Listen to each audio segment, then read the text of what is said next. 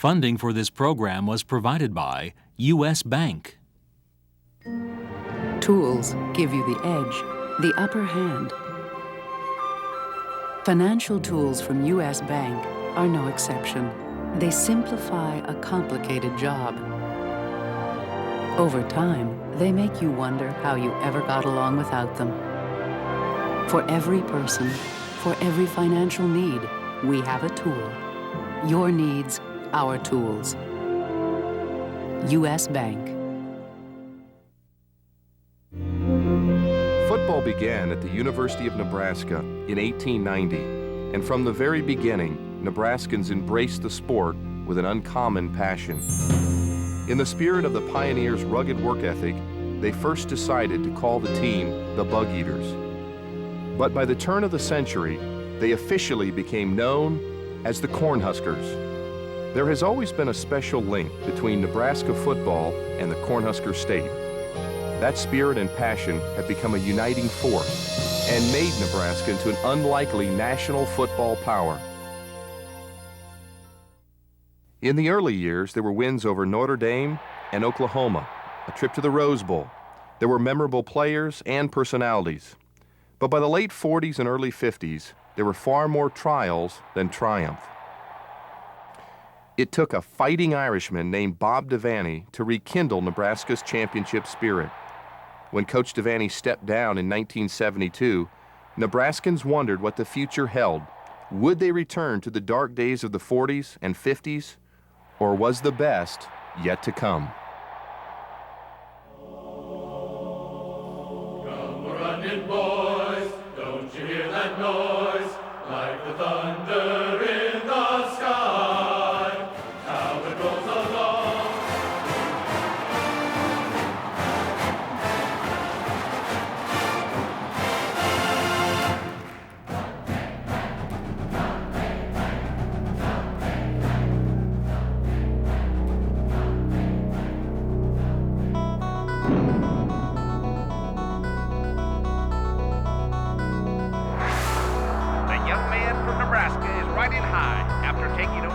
Legendary Bob Devaney, Osborne, and his Cornhuskers defeat the Longhorns in the Cotton Bowl. You're right down to the guts of it right here, friends. 31-30, going for two. Gill takes, looks, rolls, throws, deflected away. Miami leads 31-30. They tried for two and didn't make it. For 22 years, he labored and waited, and now the moment is his. Final score, Nebraska 24, Miami 17. What we're seeing here tonight is the number one and number two teams competing, and the number one team in Nebraska is totally dominant in every single area. We may have seen one of the best teams in the history of college football tonight. Day by day, we get better and better. We get better and better. Team can't be beat. Team can't be beat. Won't be beat.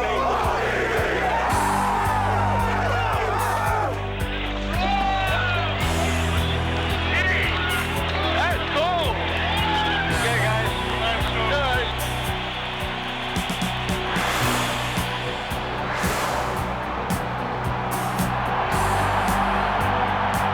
And here comes the Huskers. They're led onto the field by Frank Solich, making his debut as the Huskers' new head coach. It gives me great honor to announce this year's winner of the 2001 Heisman Memorial Trophy. And the winner is Eric Crouch, University of Nebraska.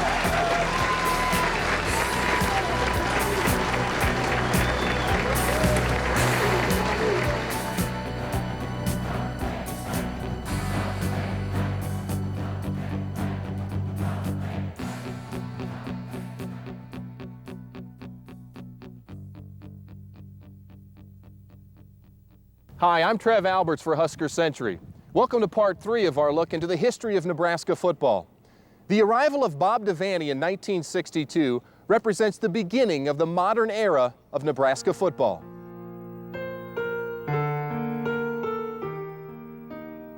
For 11 years, Coach Devaney built the Big Red program into one of the best in the country. culminating with national titles in 1970 and 71, a Heisman Trophy, and numerous other honors and awards. In 1973, he retired and named as his successor a virtually unknown assistant named Tom Osborne. It was a move that surprised many at the time, but one that continues to have an impact to this day. The Osborne era began with Nebraska among the elite programs in the country. But life in Nebraska, both on the field and off, as it was throughout the country, was dramatically changing. The cultural revolution of the free love 60s turned to rebellion in the early 70s. The Vietnam War divided the country, and the Watergate scandal that led to the fall of the Nixon White House rocked the nation to its foundation. Instead of harmony and trust between generations, there was more tension and isolation, and more cultural uncertainty than perhaps at any time in history. For Tom Osborne, tension came in the form of trying to follow in the footsteps of a legend. Devaney's dramatic successes left fans with incredible expectations.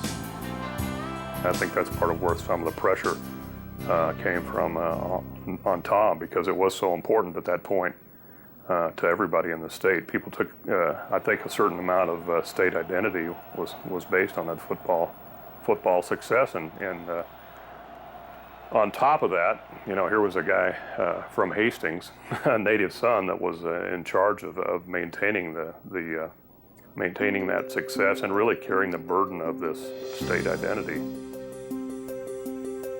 It had been known throughout the 1972 season that Devaney would be stepping aside at its conclusion. He had contemplated retiring after the 71 campaign, but decided to pursue an unprecedented third straight national title. While his bid for history came up short, his legacy had long been established as one of the game's greatest coaches. The 72 season gave fans an opportunity to savor the memories of the program's savior and a chance to study the quiet young assistant who was Devaney's chosen one. There were a number of coaches that you could realistically say would be a good successor to Coach Devaney. In hindsight, though, I don't think there was ever a question in Bob Devaney's mind who was going to succeed him. After a brief career in professional football, Tom Osborne returned to his home state seeking a graduate degree. It was 1962, and Devaney was new in town. Osborne asked him for a job. 11 years later, it was Devaney who asked him to lead the program he had molded into one of the nation's best. By the time he took over in 1973, the former graduate assistant had earned his doctorate and had become the offensive coordinator for some of the greatest teams in college football. What you sensed was an incredible work ethic, a man that got there very, very early in the morning and left late at night. A strategist that knew exactly what was going on with his offensive team and what the defense was going to bring. Very hard-working guy, extremely competitive man. So we got behind him. He wasn't a real yeller or a screamer in your face, but we got behind him because we knew he was a great leader. Okay, Richard. Good job. You all right? Oh, yeah. I think Tom Osborne probably faced as much pressure succeeding Bob Devaney as any young coach has ever experienced succeeding a legend at whatever college or university you want to pick. There was massive pressure. The fact that he was Bob Devaney's hand-picked successor gave the 36-year-old first-time head coach a slight margin for error. Come on now, let's go. Let's take that ball, put it in the end zone. Let's go. There were a number of candidates on Devaney's staff with more experience, seasoning, and of similar personality to their outgoing boss, who were thought to be more suited for the position. I think Monty was a little upset that he didn't have more, you know, Monty Kiffin, who was our defensive coordinator, and Warren Powers were both all excellent coaches. Every coach I ever saw up there was a good coach, and you know, they always had continuity. They kept the same people all the time, but I think there was maybe a little tension between the coaches at times, at that time, more than the players. The changeover obviously had some problems, and I don't think there was a lot of off-field camaraderie going on that had been present in the Devaney era. It wasn't some just big social party for those people like the Devaney era had. September 8th, 1973. The first game of the Osborne era played out better than anyone could have scripted. A 40-13 thrashing over 10th ranked and West Coast power UCLA. And Ruddy pitches off over there to Tony Davis. Tony Davis got a block. He's to 40. He's to the 25. To the 20. He's going to go all the way for a touchdown. Tony Davis, the tornado from Tecumseh, went 43 yards. The first game of the season, he came into the locker room, I remember, and said about 3 words, and we just bowled him over and went out on the field. It was so juiced to get out there. But later on, I think he gained more confidence and more courage and had some wins, and it became his own show. So I saw some changes in him, yes. The first season, however, wasn't all fairy tale. The standards were different. Devaney had taken over a program of potential and possibilities. Osborne was bestowed a program of excellence and expectations. Despite a 9-win campaign, the 2 losses were magnified. A mid-season defeat against Missouri was a setback, but a 27-0 loss to Oklahoma was unacceptable. The 27-0 loss was the first shutout for the Cornhuskers in 58 games since the last game of the 1968 season. It kept NU from winning a 5th straight Big 8 title and relegated the Huskers to the Cotton Bowl instead of the Orange Bowl.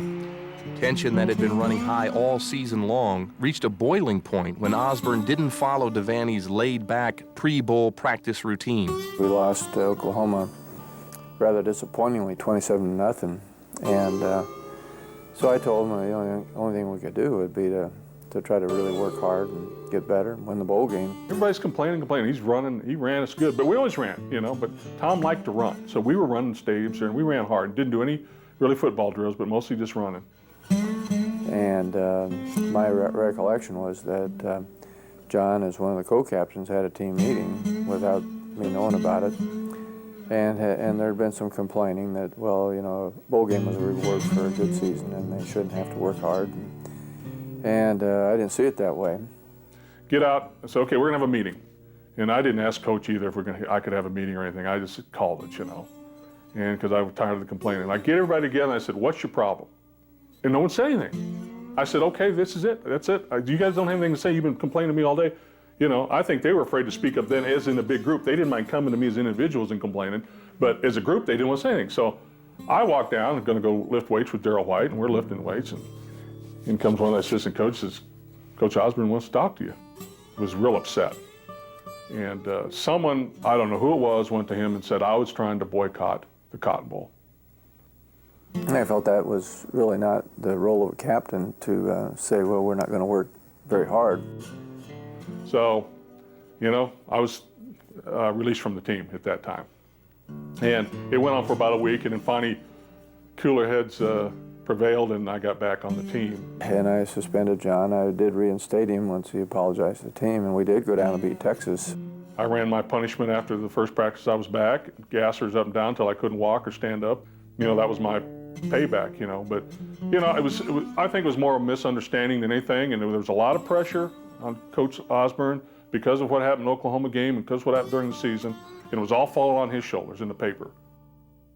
In the locker room before the Cotton Bowl game, and Tom had let John play, but he said, you're not going to be the captain for the game. So before the game in the locker room, John came over in the corner and said, I know I'm not the captain today, but would you shake hands with me anyway? And I said, sure, John. He said, I'm going to play like I'm the captain. I mean, it wasn't the action of a guy who was disloyal. It was a kid who had made a mistake and played like a captain. In the Cotton Bowl, Nebraska and its rookie head coach was paired with Texas and its legendary leader, Darrell Royal. A tight game at halftime, tied at 3, the Huskers capped the season by taking control of the second half en route to a 19-3 win over the Southwest Conference champion. Tom Osborne is a name that you'll be hearing more and more about. 36 years of age, a bright young man. Oh, there have been some great coaches here. Dutch Meyer, Frank Leahy, Bible, Nayland, Dodd, Royals, McClendon, Devaney, Parsegan, Paterno, Royal, and now Tom Osborne. Osborne, the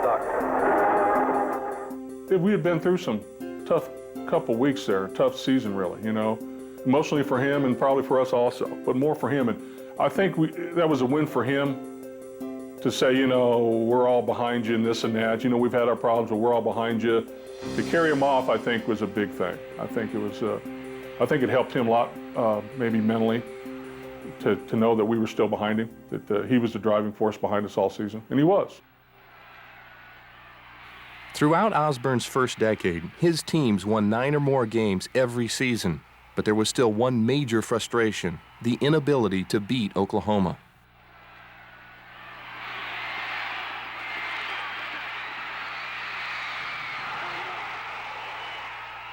While OU dominated in the 50s, it was a back-and-forth battle in the 60s. And by the 70s, it ranked as one of the best rivalries in college football.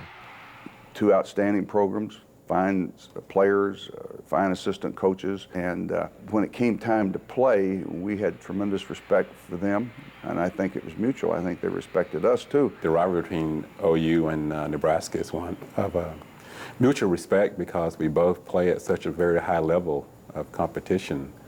I think because of that, it's not nowhere does it go to hatred. It goes to one idea that, hey, Nebraska's good, OU's good. When we play, everybody across the country watches that game because we set the tempo for college football.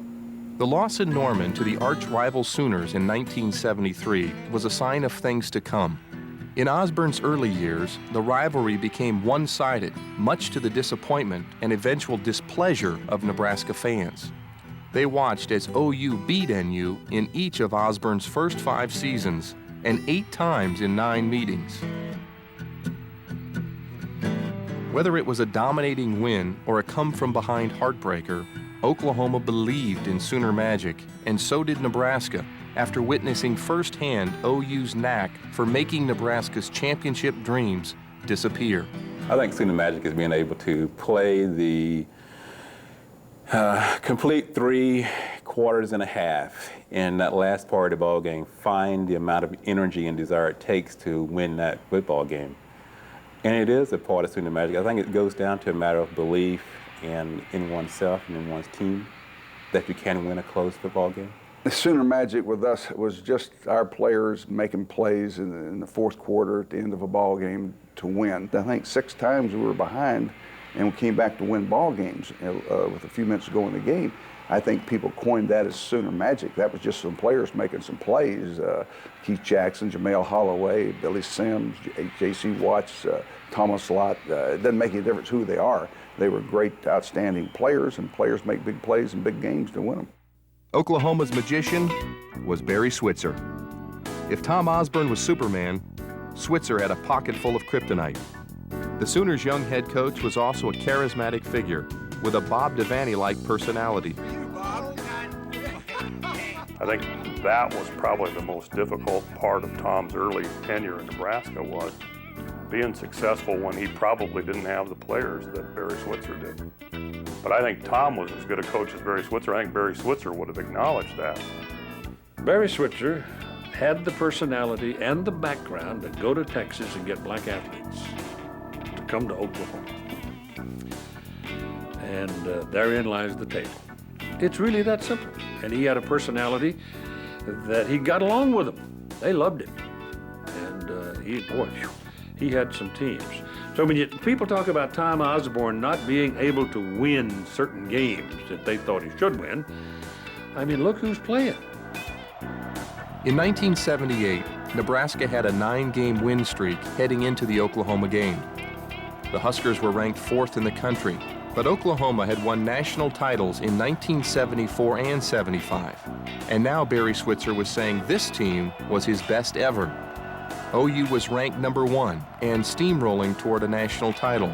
But 78 turned out to be one chapter of the Nebraska-Oklahoma rivalry that had a happy ending in the Husker history books. On a dreary gray day in Lincoln, Nebraska turned in one of its most memorable performances. Chases the ball to the sideline, takes the ball right on the sideline, cuts back in, he was hit, lost the ball. Nebraska's on the ball. For all his success against Nebraska, this was the game Barry Switzer remembers most. When people ask me about the Oklahoma-Nebraska rivalry, that's the first game that jumps out at me. And people say that, well, I remember all the losses. I don't remember the wins. I remember the losses. And that one was devastating because we had been ranked #1. We were #1 going into the game. We were 9-0, had a great football team. We fumbled 9 times that day. We lost 6 fumbles, and we only got beat 17-14. Billy Sims makes a great run, Heisman Trophy winner that year. He gets the ball knocked loose, and we lose it. We had a 1st and 10 at the 2 with 2 minutes to go in the game. We might have won the ball game. I've never been so happy for one guy in all my life. This can show you that nice guys can win, I'll tell you. And I've seen it all. I'm really ready to die now. I'm ready to go. They can take me anytime. The euphoria of the 17-14 victory and the national championship hopes lasted just 1 week. I think that was probably one of my biggest moments here in college football. But, you know, the disappointing part was the following week.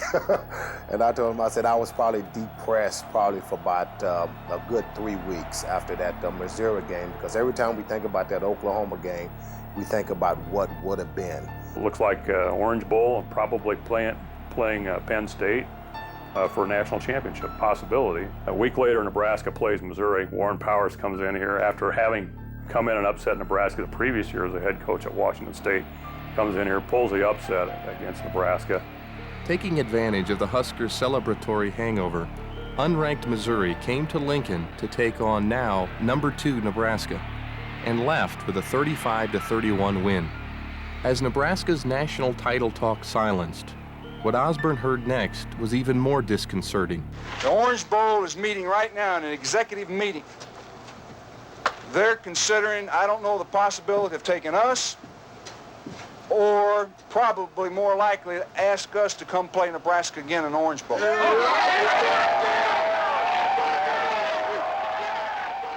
Tom, I never saw his face ever drop or turn as white or anything else when he heard that, and he could not believe what the Orange Bowl was telling him, and he was very curt and said, well, we'll play. He just couldn't believe it. It was a terrible blow to the guy. The Sooners won the rematch in Miami 31-24. The disheartened Huskers finished the '78 campaign ranked 8th in the country. But no loss on the field would have been as devastating to Nebraska's football future as what almost happened after the '78 season. With the frustration mounting over the losses to Oklahoma and the growing dissatisfaction among Husker fans, Tom Osborne took an investigative trip to the Rockies and interviewed with Colorado about its available head coaching position. An offer was extended, and he almost accepted. I thought there was a pretty good chance. Nancy and I got on a plane and went out there, and it was the only job that I ever interviewed for, or even left Lincoln to look at the facilities. And the motivation behind it was that I had the feeling that people around here were disgruntled. And I talked to the staff, and the staff was unanimous in thinking that I ought to take a look at it, and most of them, I think, felt we ought to go. Osborne's loyalty to the players, to his home state, and to Devaney, the man by whose standards he was judged, weighed heavily in his decision. Osborne stayed at Nebraska. I think the people, the lifestyle, the work ethic, the value system is where I fit. And I think I could have gone to Colorado. I think our staff was a good staff. I think we'd have won a lot of ball games. But I don't think long-term, long haul that it would have probably been as satisfying as what happened here. I think Tom's decision to stay here, that was probably, you know, over-exaggeration, maybe not, but the most significant point in Nebraska football history because of what Tom represented, as well as what the success that he was able to bring to that program. In the winter of 1980, change was again in the air for the Nebraska football program. Not at the top, but on the field. After spending a decade primarily devoted to a balanced attack, with a propensity to pass with the likes of Dave Humm and Vince Ferragamo, Osborne took a page from Oklahoma and opted to implement the option at NU. Our main competition was to beat Oklahoma. We knew that. We were here to beat Oklahoma, and we set up a team that could beat Oklahoma. In a sense, Osborne wanted to beat OU at its own game. To do it, he needed personnel, particularly at quarterback. He targeted a Texan, Turner Gill, a strong-armed, fleet-footed phenom out of Fort Worth. The recruitment of Turner Gill was one of those building blocks and one of those things that raised the level of the program because of the kind of quarterback he was, and also because of Oklahoma-Nebraska thing. I mean, the competition between the two, it came down, for Turner, it came down to Nebraska and Oklahoma. To get Turner Gill, Osborne had to beat his nemesis, Barry Switzer, this time in the recruiting game. Turner Gill was committed to us. He had made me believe he was coming to Oklahoma all along, and that's why I had an assistant coach go to sign him. I should have been there. If I hadn't taken him for granted, Turner Gill would probably have been at the University of Oklahoma without a question. But if I had been in his home and been with him the last 2 days of national signing, I would probably have had him. I know that my parents wanted me to go to the University of Oklahoma because it was closer to home. So to satisfy my mom and my dad, really, that's probably where I should have went, was Oklahoma. But I had it in my heart and my mind that I trusted Coach Osborne, and I felt very good about this man as far as, again, not only helping me become hopefully a better quarterback, but really a better person. And that's really what it came down to. There was also cultural significance. Though Nebraska had played and started black quarterbacks before, Earl Everett and Nate Mason, there was a perception that in a state with a small minority population, a black quarterback wouldn't be accepted. The switch to a style of quarterback that led to some black quarterbacks was the fact that we were having trouble with Oklahoma, and we realized we needed to beat Oklahoma, and a couple times we pretty well had them beat, and then their quarterback would make a play through athleticism. He'd either scramble and get a first down, or he'd scramble and break a few tackles and throw a pass, and all of a sudden we'd get beat. And so I began to realize that speed and athletic ability at quarterback was critical, and I really didn't care whether that person was Caucasian, African American, or whatever. Gill's rise to the starting quarterback position was slow. He toiled for a year on the Husker junior varsity, then began his second season as a backup. But that's not where he ended it. It was a turning point in Husker history. October 3rd, 1981. A lackluster first-half performance found a 1-2 Husker team struggling at home against Auburn. The crowd's dissatisfaction was audible as the Big Red left the field at halftime. Well, I think the big thing I remember, remember the fans booing. You don't hear too many times of Nebraska fans booing the team. I don't know whether they're booing the team, booing an individual, or booing Coach Osborne or whatever. Well, they're probably just booing me, and if that's the way it is, that's fine. They can boo me all they want. I'd rather they didn't boo the players. I guess when a player runs out on the field and the booing starts, then maybe we'll just take it they're booing me. That's what I've told Mark Maurer, they're booing me. So they can do that all they want, and I'm sure they will, and that'll be fine. All I remember is coming in at halftime, and Coach Osborne, after talking with the offense and so on and so forth, he came over and told me that I was going to start the second half. A spark was needed, and a star was born. Gill opened the second half and led NU to a 17-3 win and ushered in a new era of excellence. With Gill at the helm, the Huskers didn't lose again in the regular season and went on to capture the first of 4 straight Big 8 titles.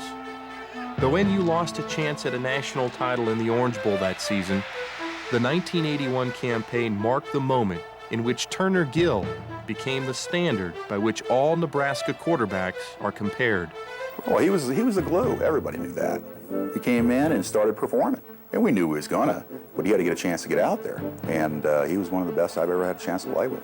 In this evolution of the quarterback position at Nebraska, I think that getting Turner Gill here was probably the single most important event, because the way he played foreshadowed the Steve Taylor and Tommie Frazier and Scott Frost, Eric Crouch. It's been an evolution thing, but I think it basically started with Turner Gill. He was that kind of quarterback. At the same time Osborne brought in Gill to lead his new offense, he already had the cornerstone in place to build it around and the foundation to pave the way. That foundation, the offensive line. the cornerstone, Dave Remington.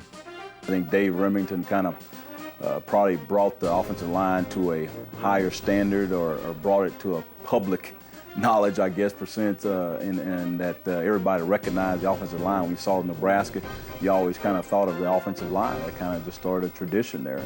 If the center position could be a work of art, Remington was a Rembrandt. His lightning-quick snaps and brute force blocking revolutionized the position and made him one of the most decorated linemen in college football history. A two-time All-American, he won the Lombardi Award and twice won the Outland as the nation's top lineman. Today, the award for the nation's top center is named in his honor.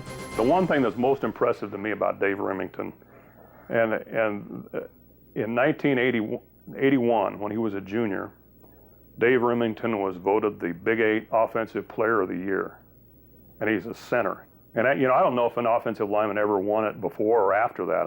I seriously doubt it. Dave Remington was probably Nebraska's most decorated athlete. I mean, he's got more decorations than General MacArthur. He was a heck of a kid and really a great football player. Dave Remington and Dean Steinkuhler paved the way for offensive line notoriety that Nebraska still enjoys today. Over the last 20 years, the Huskers have averaged one All-American offensive lineman each season. Well, I think football at its most basic level is just big guys smashing into big guys and a test of will, and we'll see who wears out first. And I think Nebraska's always bought into that. It starts with the great linemen and building great linemen out of prospects once they get here. And from there, just tremendous execution. Like the entire football team, the foundation of success on the offensive line is strength. The architect of the strength program at Nebraska is Boyd Epley.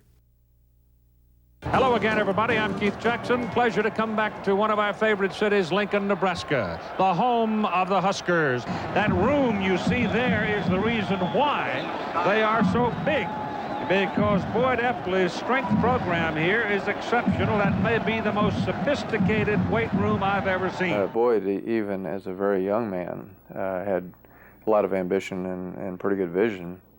And as I recall, he talked to Bob Devaney. Bob was a little skeptical because Bob came through an area where weight training and bodybuilding wasn't part of athleticism. Sometimes people felt it got in the way. We changed our offense. We began to put it in an off-season program, and Boyd was a big part of that.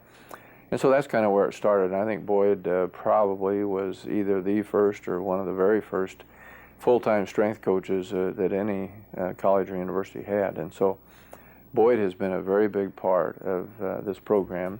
Hired in 1970 as one of the nation's first strength coaches, Epley brought the weights out of the closet and eventually built a colossus, mixing muscle and iron with science and technology. From humble beginnings, weightlifting evolved into strength and conditioning, and it revolutionized the game of football. As was the case a decade earlier, the Husker teams of the early 80s were some of the most dominant in college football history, and at the same time, some of the most star-crossed. In 1982, Nebraska assembled a team that gave NU its best shot at a national title since Bob Devaney's 1971 squad, which is still considered one of the best ever.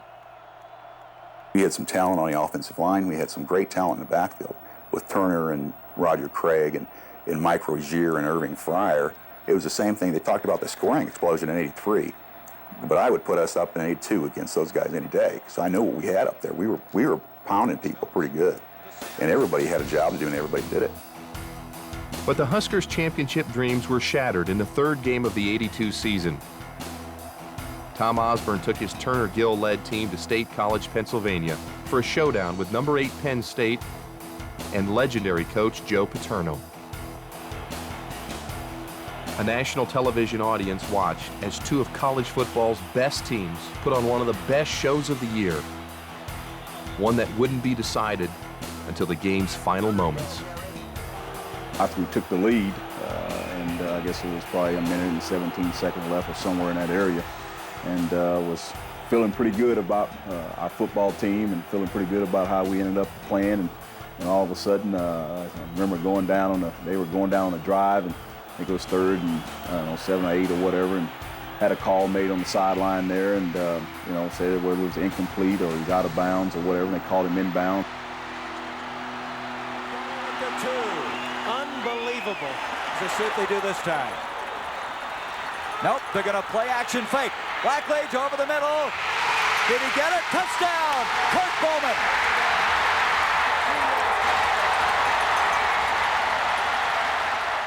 Whether that was complete or incomplete or whatever, obviously that can be discussed forever and ever. You know, disappointing. But deep down inside, I knew that we played very, very well, and it was early in the season. And I guess in the back of our mind, we may think we were going to play them again later on in the season. The controversial ending left Nebraska on the losing end of a 27-24 decision. It was the only loss in a 13-game campaign. NU bounced back the next week and pulled off an impressive 41-7 win on the road at Auburn. It was the first of 10 in a row that included a second straight win over Oklahoma. But the streak wasn't enough to put NU in national title contention. The Nittany Lions never stumbled, and no rematch was in the offing. Penn State won the national title. Osborne's best team to date finished a disappointing 3rd. At the dawning of the 1983 season, expectations were never higher, and with good reason. The Huskers returned nearly everyone, including Gill, wingback Irving Fryer, and I-back Mike Rozier. Together, they were the triplets, and they ignited the scoring explosion. Well, they had 3 great players. They were the ones that made it happen. You know, Irving and Turner Gill and Rozier, they're 3 best players at their position in college football at that time. We referred to them as the triplets. And when I went to Dallas, we had Aikman and Emmett and Michael Irvin. I called them the triplets too. But Turner and Rozier and Irving Fryer were the first original triplets in my book. Nebraska entered the '83 campaign as the nation's #1 ranked team, and it didn't take long into the season for the talk of this being college football's greatest team to be the topic of national debate. In the season opener, NU was paired with Penn State in the inaugural Kickoff Classic. The only team to beat the Huskers in '82, there would be no repeat in the rematch, only revenge. 44-6 was the final, and the start of the most explosive offensive performance in history. The numbers Osborne's '83 team put up offensively were astronomical. 63 in one game, 84 in another, 56, 72, 67. In an era when more and more teams were relying on the pass, Osborne's run-oriented option fueled a big red machine that was unstoppable. It was Turner Gill's senior season. He had long become a fan favorite for his graceful running, slick option leadership, and smooth delivery. And he had help. Fryer was a flashy big play threat and the eventual #1 pick in the NFL draft. But it was Rozier, a streetwise kid from Camden, New Jersey, who came to NU by way of Coffeyville Junior College. He left as the best running back in Husker history, a punishing runner who combined a hit-and-run style with elusive moves and speed.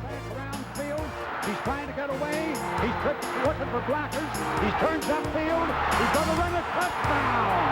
Touchdown! Holy cow! Man, woman, and child! Rozier was a highlight waiting to happen every time he touched the ball. In 1983, he rushed for more than 2,100 yards, averaged nearly 8 yards per carry, and scored 29 touchdowns. By the time the dust he kicked up had settled, Mike Rozier was holding the Heisman Trophy as the nation's best player.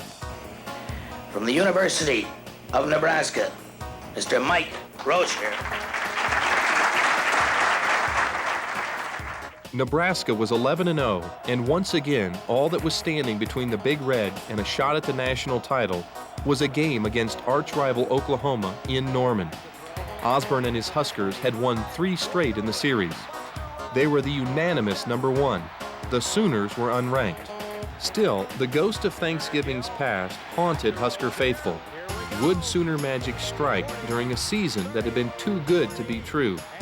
The answer was almost. Bradley in zone. Right. They will remain unbeaten. They'll move on to the Orange Bowl against Miami of Florida. And Tom Osborne, a big step towards his first national championship.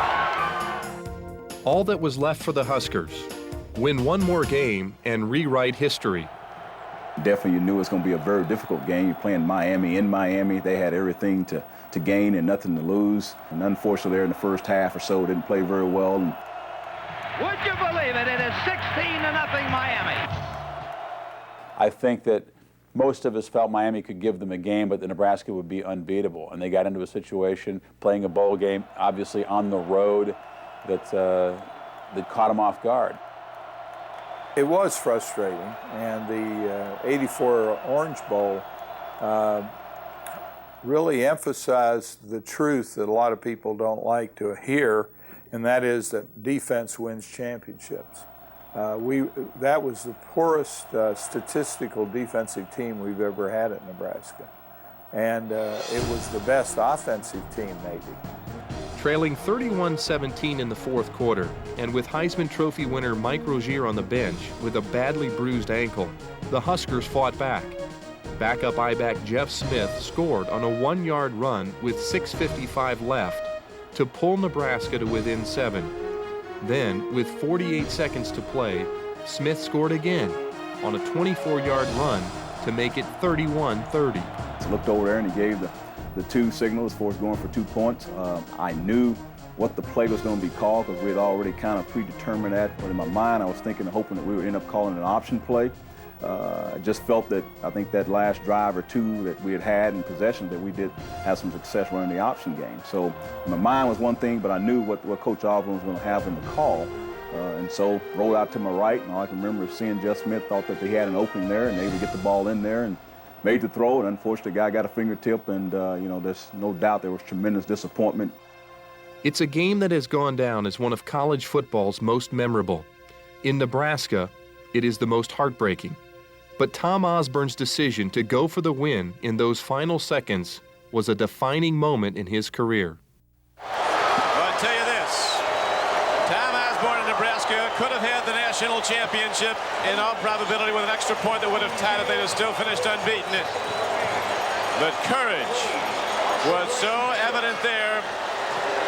The integrity of Nebraska football and that whole state was on the line. They gambled and lost, but they're certainly to be given great credit. The end of that game says a lot about Tom Osborne. People here, I'm sure they've relived it a lot of times, could have had a national championship, probably had he kicked the point after and gotten a tie in that game, put it in the hands of the pollsters. I thought it was so admirable that he went for the win. I thought that was a gutsy, brave thing, and regardless of who you were a fan of, you had to admire that. I think the overwhelming national perception was that he was so noble in defeat. He really lived up to the words chiseled outside on the upper deck in the game of glory. Most did not question the character of the man, but the whispers that Osborne couldn't win the big one were turning into a chorus. His predecessor had won 2 national titles by the time his 11-year tenure was done. Under Osborne, 11 years of high hopes and expectations had been met with success, but without winning at all. Through the 80s, the streak of seasons with at least 9 wins that began in 1968 continued, as did the streak of bowl invitations that saw the Huskers become a perennial New Year's Day participant. There were many All-Americans and hometown heroes, but none could bring home the elusive national title. Though in 1987, they came close. A perfect 10-0, Nebraska was #1 heading into a late November showdown with a familiar foe. Oklahoma had resumed its Sooner Magic act and had won 3 straight. Their '87 meeting was no different. Billed as the Game of the Century Part 2, it bared no resemblance to the '71 Classic in Norman. OU won in Lincoln 17-7, and once again ruined Nebraska's championship dreams. While the Huskers were putting together seasons most schools would envy, the endings were becoming all too familiar.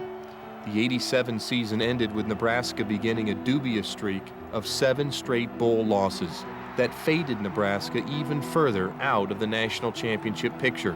At the dawning of the new decade, Nebraska's own championship expectations seemed out of reach, and things were about to get worse. The final decade of the 20th century saw the nation move into an era of technology at a faster rate than ever before. It was a decade of information and immediacy, from the internet and 24-hour news to ATMs, cell phones, and desktop computers. The world of college football was also changing. Pro-style passing offenses were in vogue with an emphasis on speed, and very few teams relied on a power running game like Nebraska's. They know it better than anybody else, and they believe in it, obviously practice it year-round, and they don't change coaches, they don't change offensive coordinators or new schemes. So it is interesting that they continue to run the ball up and down the field on just about everybody. There was talk, however, that Osborne's option offense that had dominated the early '80s was now antiquated, and the Huskers were behind the times. The 1990 season began in traditional fashion. A preseason top 10 ranking was followed by an 8-game winning streak and a rise to number 3 in the polls. A loss to eventual co-national champion Colorado in Lincoln started a slide that turned into an avalanche. The Huskers lost 3 of their last 4 games, the last 2 of which were not close. A 45-10 setback at Oklahoma ended the regular season. A 45-21 loss to the other co-national champion Georgia Tech in the Citrus Bowl seemingly ended Nebraska's mystique as a national power. Tom Osborne knew something had to change. I think some things were happening around the country on the playing field that were changing the game a little bit. And we had some staff meetings and where we talked about some things that we wanted to make happen, along that Citrus Bowl time. And I think the big thing there was that we all felt like we wanted to be a faster football team. We wanted more speed. It wasn't Osborne's option that was outdated. It was the Huskers' defensive scheme that called for a 5-man front. As significant as Nebraska's move to the option more than a decade earlier, Osborne and longtime defensive coordinator Charlie McBride began evolving the defense into a sleek 4-3 model that traded size for speed. To do it meant recruiting a different kind of athlete to join the Blackshirt fraternity. The first player in the puzzle was a defensive back named Ed Stewart. When he was called into duty as a linebacker, he was reluctant. When his career was over, he was an All-American. I remember being thrust into that role, not being a very willing participant at the very initial idea of that, but went ahead and gave it a try. It was an opportunity to get out on the field, but it was tough. It was different. You were right there in the middle of things, and it really proved that we needed to go that route permanently. And we would go down and face teams like Miami and Florida State, and we saw how aggressive and how fast their defenses were. So we decided, I want to say towards the end of '92 or '93 for sure, we abandoned the 5-2 and went completely to the 4-3. In addition to changing the face of Nebraska football on the field, Osborne, whose doctorate is in educational psychology, sensed a need to change the character of his club. While the '80s had been a decade of self-indulgence, Osborne sought to create an environment in the '90s that would foster unity within the Nebraska football family. Thus, the Unity Council was born, which gave the players more of a voice in the program. So I did at that point get a hold of Jack Stark, and we talked a little bit about what we might do to really enhance unity and to get everybody on the same page. And so I think it was a combination. I think the Unity Council certainly helped. I think that we probably just fell into some pretty good athletes, and we also changed our defense, went to a 4-3 defense, got more speed at the linebacker spots, and then success breeds success. You have a winning season or two, and then confidence builds, and so we went into a pretty good cycle there, and but a lot of those things kind of just came together. While it took a little longer to bring in the personnel that would make up the new Husker defense, the results of implementing the Unity Council were almost immediate. And for many Huskers, Nothing was more unifying than a simple yet powerful pregame prayer that moved a new generation of players the way Come A-Runnin' Boys inspired Nebraska players a half-century earlier. Yeah, I remember it. I could probably recite it for you right now if I wanted to. It said, "Dear Lord, in the battles that we go through life, Dear Lord, in the battles we go through life, we ask for chances fair. We ask for chances fair. Chance to equal all your stripes. Chance to equal all your stripes. Chance to do it or dare. Chance to do it or dare." I get goosebumps, man. I mean, I'm getting them right here. If we should win, we should win. Let it be by the code. Let it be by the code. With our faith and honor held high. With our faith and honor held high. If we should lose, let it stand by the road. Let it stand by the road. And cheers, the winners go by. And cheers, the winners go by. As you go through the prayer, you can feel, you know, the guy that you're holding hands with. I mean, the grip's just getting tighter and tighter, you know, and I mean, to the point where, you know, fingers are going to start breaking pretty soon if you squeeze any harder. Day by day, we get better and better. We get better and better. The team that can't be beat. The team that can't be beat. Will be beat. To walk out, then after that, I mean, everybody's just jacked. With a new defense in the making, there was little change in the Husker offense. But in the fall of 1991, Nebraska began recruiting an option whiz kid out of Bradenton, Florida. The same state that produced so much Husker heartache in the past was the home to Nebraska's future. First time I ever saw him as a junior in high school, I knew this guy fit Nebraska football. And then his senior year, it even proved more so. I remember Coach Osborne approving Tommie on film, and the coach never really said a whole lot other than yes or no, but he did make the statement that this guy was special. A can't-miss prospect perfectly suited to Osborne's offense. He was Tommie Frazier, and in February of 1992, Nebraska won a hotly contested recruiting battle for his services. And with him, the Big Red would make history. Midway through his freshman year, Frazier became the first true freshman to start at quarterback in the Osborne era. Frazier led his Husker teammates to the Big 8 title and then took them home with him for the holidays, to Florida for another Orange Bowl. Nebraska hadn't won a bowl game since the 1986 season, and against third-ranked Florida State, the Huskers' luck didn't change that New Year's night in Miami. The Huskers finished the 1992 season ranked 14th in the final polls. It was the fourth straight year that NU finished a season outside of the top 10. Prospects for the 93 campaign were not particularly high, according to those on the outside of the program looking in. However, the view from within the Nebraska football factory was much different. Just as NU revamped its offense a decade earlier, in the early 90s, the Cornhuskers went on the defensive, and a Husker tradition began to get national attention. The Blackshirts went big time.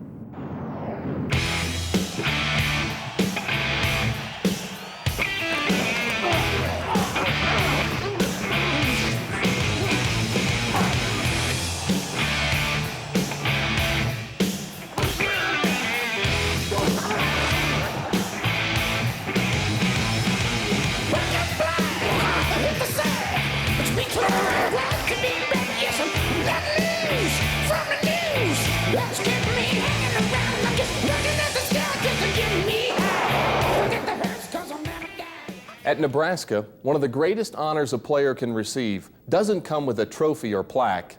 It's one of these, a black shirt.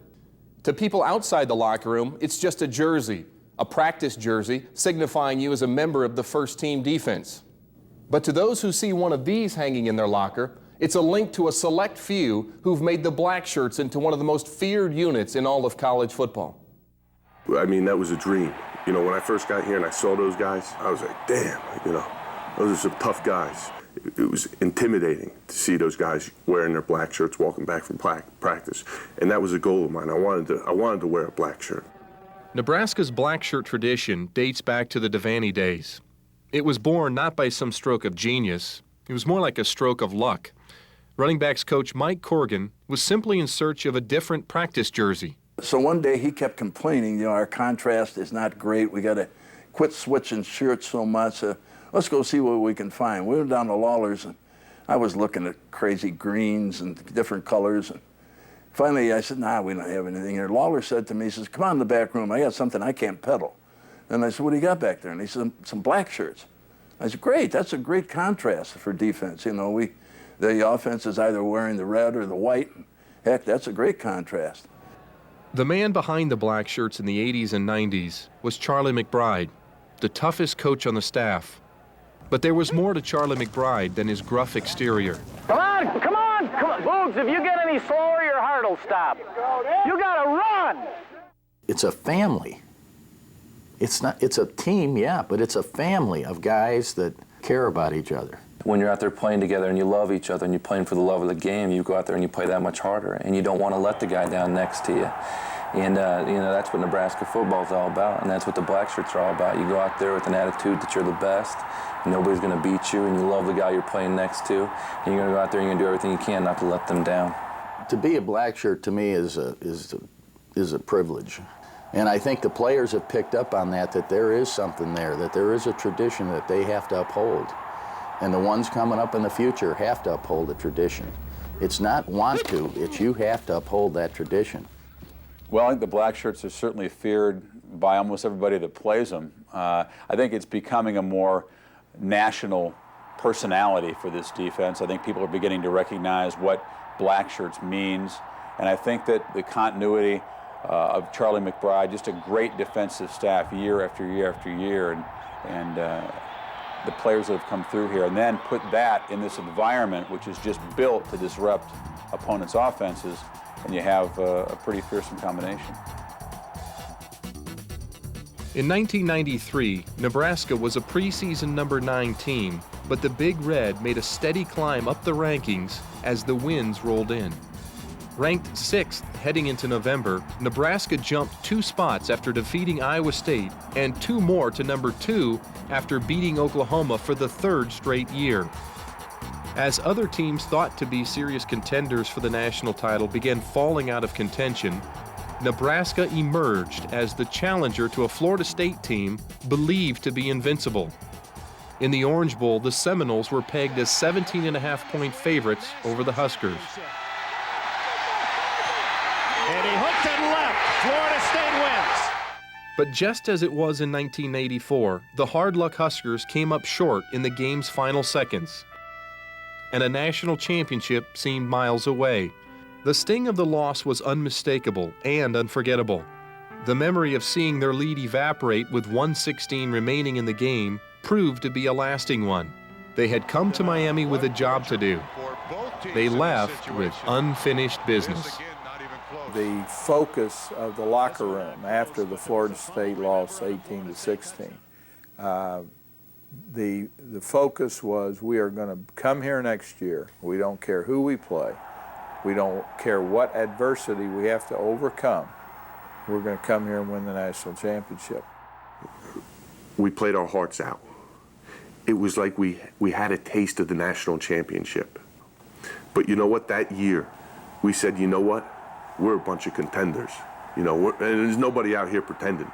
We can be a national championship team. And I remember sitting in that locker room after that Florida State loss and talking to the guys. You know what? Guys were upset. But you know what? There was a hunger from that moment on that we were all going to come back, work our asses off no matter what it took. And that following year, we were going to become national champions. By the mid-90s, Nebraska had it all. Bill Byrne made sure of that. Bob Devaney had come to Lincoln in 1962, seeing the potential of Nebraska football, and retired a legend 3 decades after his arrival. In 1992, Bill Byrne succeeded Devaney as NU's athletic director and was challenged with maintaining Nebraska's standing. He did more than uphold the Cornhusker tradition. He moved Husker athletics beyond the forefront to the cutting edge. Byrne's first bold step forever changed the game day experience at Memorial Stadium. In 1994, Nebraska became the first collegiate stadium in the country to go high-tech in such a dramatic way. NU's HuskerVision put fans throughout the stadium close to the action as never before.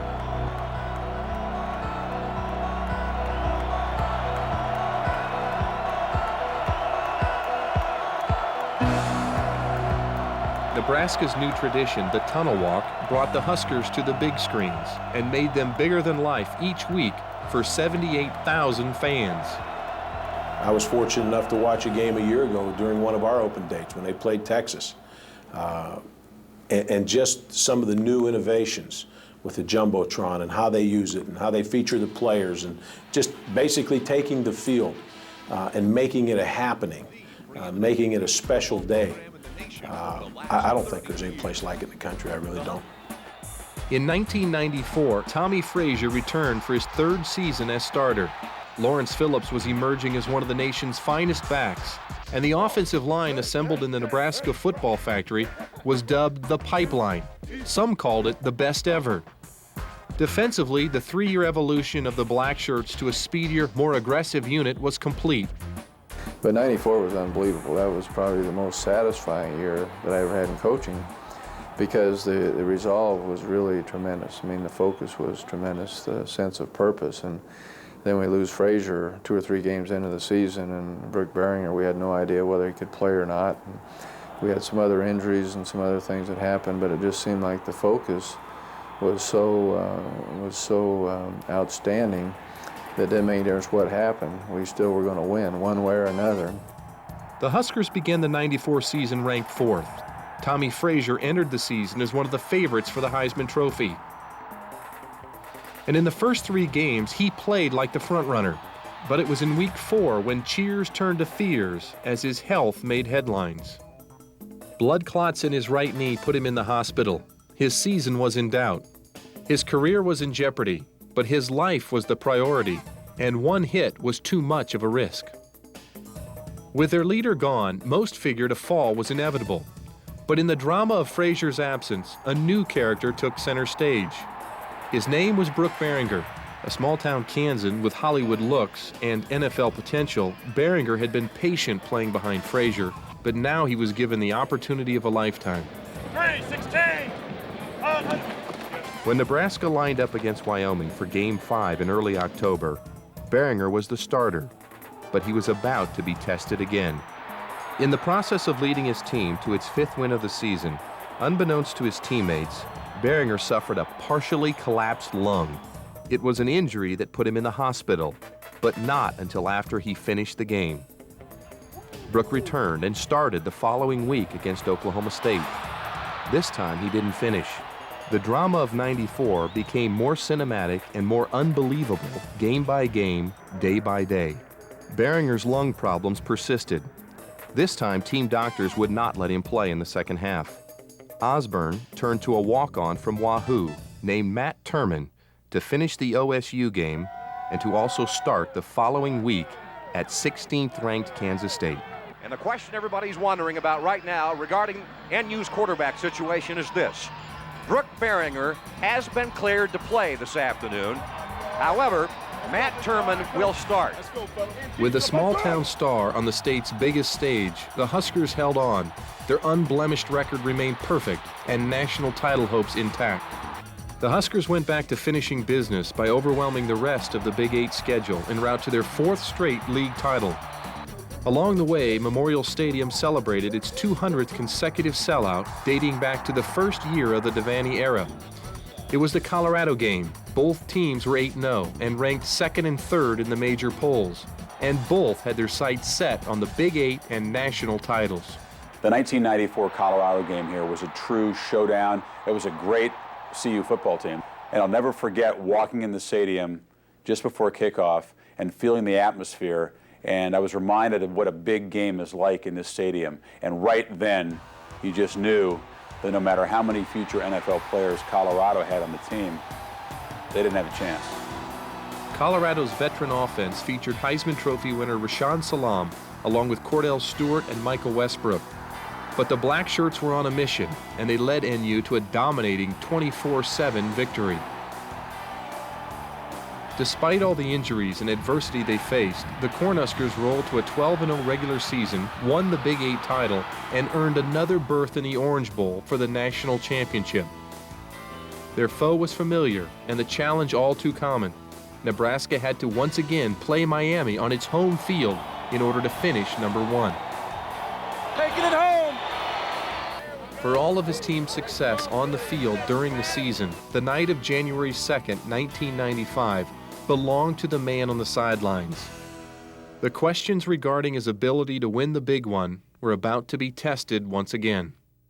There's a lot of guys that go through their whole career in college football and never get to this point. We've done it 2 years in a row now. Let's make it count this time. There's nothing should be left on that football field. Every guy here is going to play as hard as he can play it one play at a time and concentrate. And I'm expecting the fourth quarter that we're going to be a stronger football team. Okay? We came close last year. You dedicate yourself. This is a culmination of a whole year of work right here. And it's all going to hang out tonight. You're ready to play. You're going to do a great job tonight. So there's no concern on my part as to how we're going to get the job done. Okay, and have some fun while you're doing it. Okay? For the first time in 3 months, the Huskers had the services of Tommie Frazier, who started the game. But it was Miami who raced to the early lead. The Canes led 10-0 before Brook Berringer came off the bench to bring the Big Red back and put NU on the scoreboard. Brook drops back, rolls to the right, has Gilman. Mark Gilman's got the ball. Mark Gilman for the touchdown. Still, the Huskers trailed 10-7 at the half, and again it was Osborne who was as much prophet as coach as he prepared them for the game's final 30 minutes. Let's just keep playing physical football, and we'll get it done. Don't anybody ever lose confidence. We're going to get it done. It's going to happen. And it'll happen late in the ball game probably. But if we keep going, we're going to be all right. I remember the feeling inside that locker room. You know, everybody, you could hear a pin drop. Everybody was listening to Coach Osborne.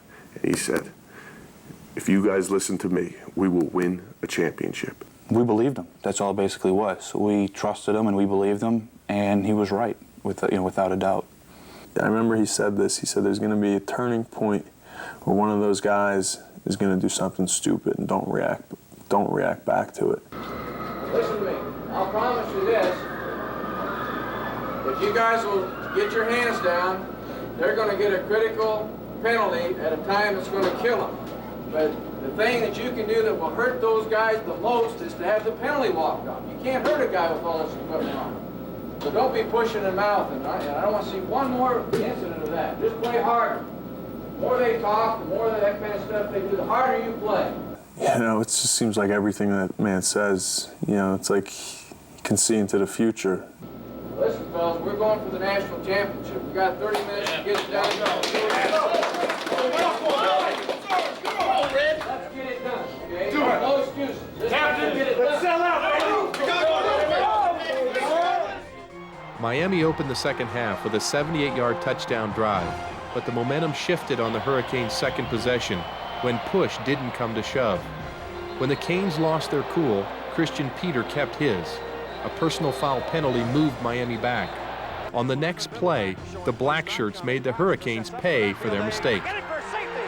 Safety, Dwayne Harris all over Frank Costa. The Huskers get a deuce. The fourth quarter was a culmination of a year's worth of determination, 22 years of patience, and more than a century of passion for the game that Nebraskans had embraced since its humble beginnings. And the championship spirit of Nebraska football was never more evident than in the game's final 15 minutes. A fresh Tommie Frazier had relieved Berringer. An overpowering offensive line was dominating their fatigued counterparts. Schlesinger. Touchdown.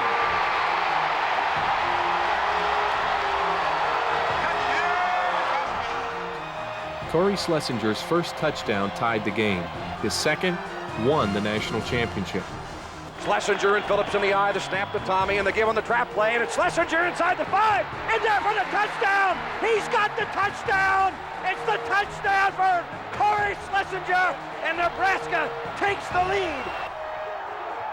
The celebration in the locker room and on the field in the wake of Nebraska's first title since 1971 was a mixture of joy in victory, relief in Waite's End, and thanksgiving to the man who led NU back to college football's promised land.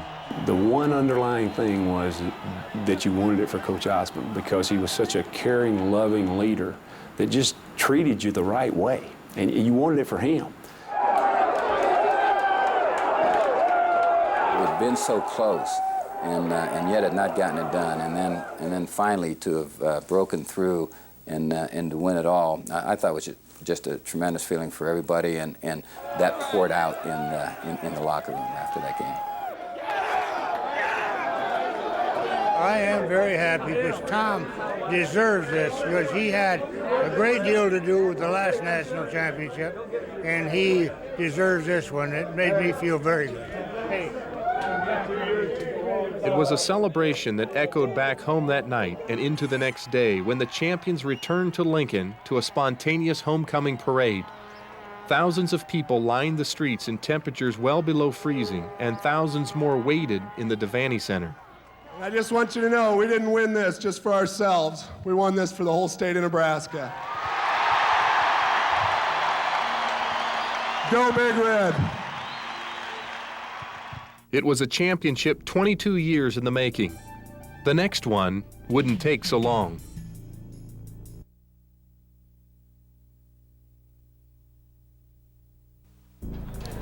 '95 looked like it would be a dream season for the Huskers.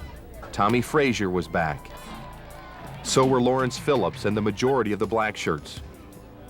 In fact, after a pair of 40-point blowouts to open the season, beating Nebraska looked impossible. Like Frazier, Phillips was a leading contender for the Heisman Trophy.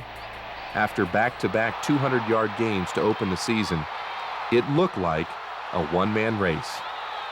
At the start of that season, I came out here with the idea that if you were going to put together a Heisman shortlist, Lawrence Phillips would have to be on anybody's shortlist. But in the hours following the Huskers' win at Michigan State in Game 2, a nightmare awoke the Nebraska football family from a potential dream season.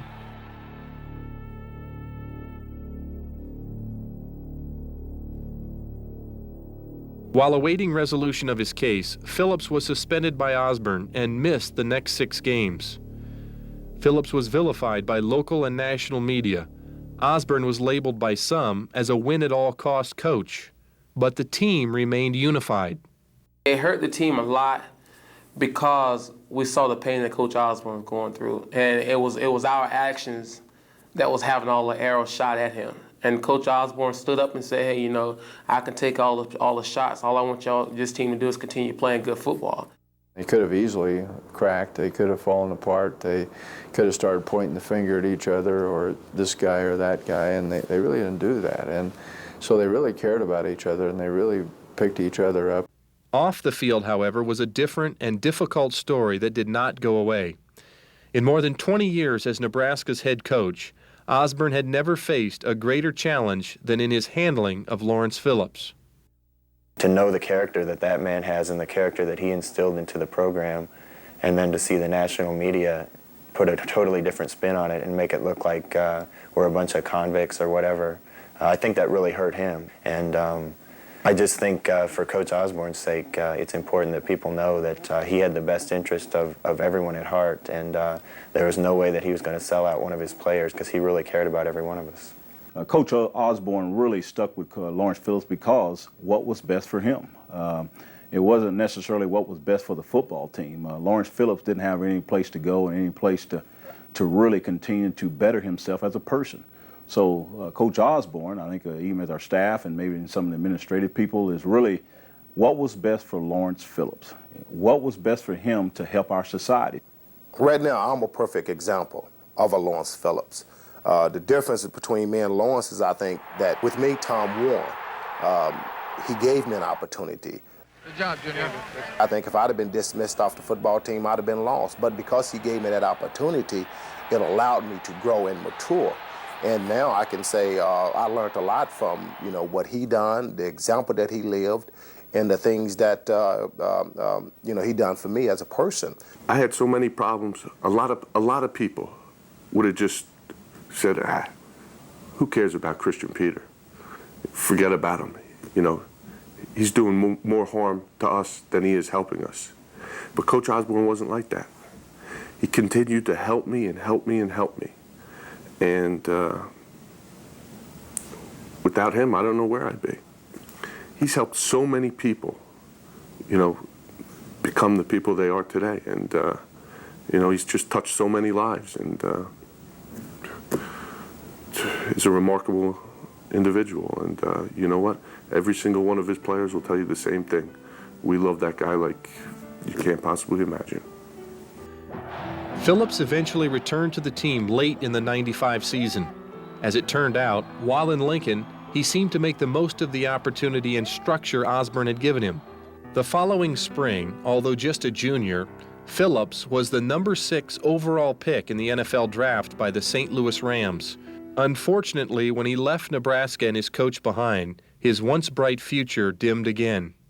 Well, I'm still known as a guy that played Lawrence Phillips. You know, I think in many circles. You know, I coached here 25 years, and I dealt with probably a couple thousand athletes, and I still identified with Lawrence Phillips. And I guess all you can do is you go through a process, and you hope it's the best process for the most players over time, and you don't win them all. Despite the controversy and criticism, many members of the national media respected Osborne's handling of the situation. And my feeling, looking from the outside and from a distance, is that Tom really was trying to do the best thing for Lawrence, the thing that in his heart he felt was best.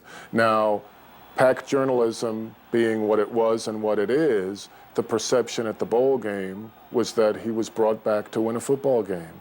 And at the time and in hindsight, both, it seemed very clear to me that Nebraska needed you or I to beat Florida about as much as they needed Lawrence Phillips. I mean, that was just a superior team. And if winning a football game was an issue, he would have been brought back well before that. He would have played in Boulder against Colorado if the idea was they need him to win. How can you not? How can you not admire a man who had promised a kid and promised his family that he's going to do everything he could do to help him? Now, there's some people you can't help. He had some. But I never saw an instance where he backed down and cast him out. He gave him every chance there was to give. And Lawrence Phillips wasn't the only one. But if you know the truth of the thing, in all instances, you cannot come away from it without admiring what Tom Osborne did, because he did what he said he was going to do. And my kind of guy. Most people's kind of guy. The ever-present controversy and the continuing criticism of Osborne did serve one purpose. The 1995 Huskers became even more determined to defend the character of their head coach by playing some of the best football in college football history. No team came within 14 points of beating the Huskers as they recorded another perfect regular season, won a 5th straight Big 8 title, and earned a berth in yet another national championship game.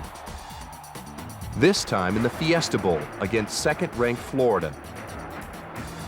The two teams had shared the top spots in the national polls all season, and for the first time in a long time, college football's best would meet in a bowl game with the winner claiming an undisputed national title.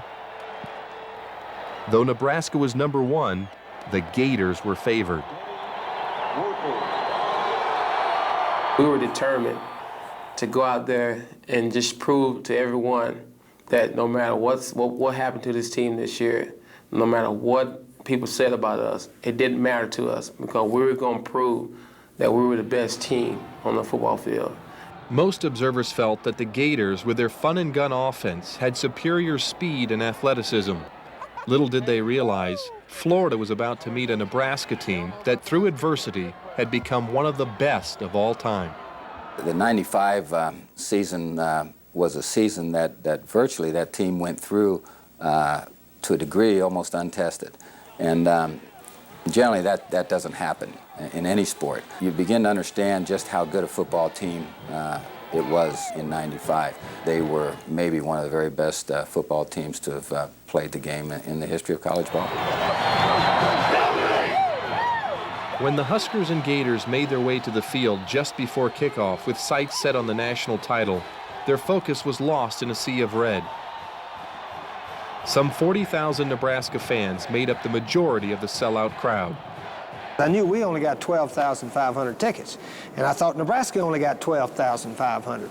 So we're going on the bus into the stadium there, and it's all red. Everybody's coming in, has got on a big red sweatshirt or a red jacket. And lo and behold, we go out for warm-ups, and it's 75% Nebraska fans. Finally, the Huskers had an advantage in a national championship bowl game. Even so, Florida led 10-6 after the first quarter. What took place in the second quarter, though, was one of the best 15-minute periods in Husker history. Osborne's option offense rolled up 200 yards in total offense in the second quarter alone. NU tied an NCAA bowl record with 29 second quarter points, en route to a 35-10 halftime lead. And is picked off by Booker. The second half began in the manner that the first half ended. After a Florida turnover, NU began a workmanlike drive that culminated with a Tommie Frazier touchdown run. Frazier's final game as a Husker may well have been his best. Tommie up the middle, 30, 25, he's gonna go! Tommie Frazier, touchdown, touchdown! A month earlier, he finished as the runner-up to Eddie George in the Heisman Trophy race. On this night, the Florida native in Husker red rushed for 199 yards, scored a pair of touchdowns, and put on a show that had voters rethinking their ballots.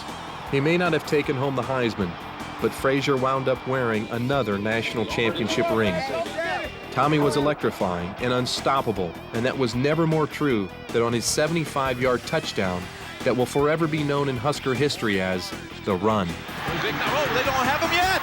Look at Tommie Frazier. How many tackles can one man break? Touchdown. There was no stopping us. I don't care. You could have put the Dallas Cowboys out there. They weren't going to stop us because we wanted to make a point and we wanted to prove a point that this team was the best team. I thought when Tommie Frazier was shedding bodies left and right in a game that was already decided, to me that represented the frustration and the anger that existed with the labels that had been assigned to them. The nation's anticipation for the 1 versus 2 national championship matchup had given way to amazement by the time the fourth quarter rolled around. Nebraska led 49-18 and didn't let up. Frazier and Phillips teamed for one final curtain call, leading NU to another touchdown before exiting the stage. 62-24 was the final score in the most lopsided game between the nation's top two teams in a half century. And for the second straight year, Nebraska was college football's undefeated champion. It was a blue-collar, Big Red effort that Florida had no answer for.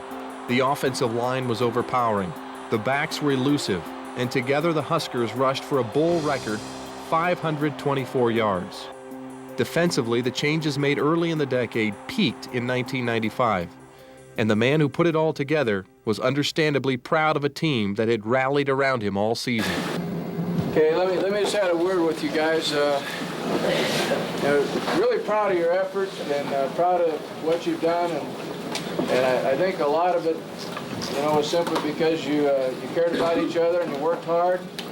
And a lot of you probably right now don't quite know what you did, but in a few years you will, because very, very few teams ever did something like this. So you're really proud of you. It's a great accomplishment, and it'll sink in someday. You'll remember this, and I'll certainly remember you. And we appreciate everything you guys have done. Very proud of you, and just go on with your lives. You seniors, we hope to hear from you. As I told you the other day, I'll do anything I can for you. Anytime that you need something, you call. We felt like we had a chance out there in the Fiesta Bowl. We felt like we could throw the ball and hopefully slow them down a little bit. It didn't work out either way.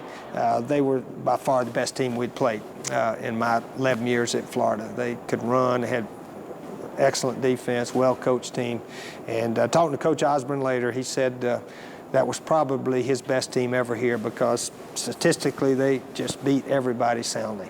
It was the best team I was around, and the 1971 football team was very good. We were 13-0, but we had a real close game with Oklahoma, and we were probably not as dominant in '71, although we were good.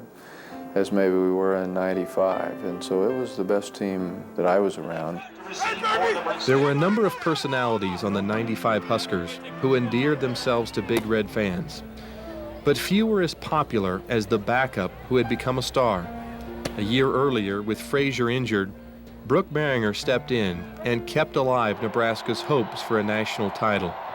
In his senior season, Frazier never faltered, and Berringer's playing time was limited. Still, Brooke was one of Nebraska's most popular players. Fittingly, it was Berringer who capped the Huskers' scoring in the Fiesta Bowl with the final touchdown of the season on a 1-yard fourth-quarter sneak.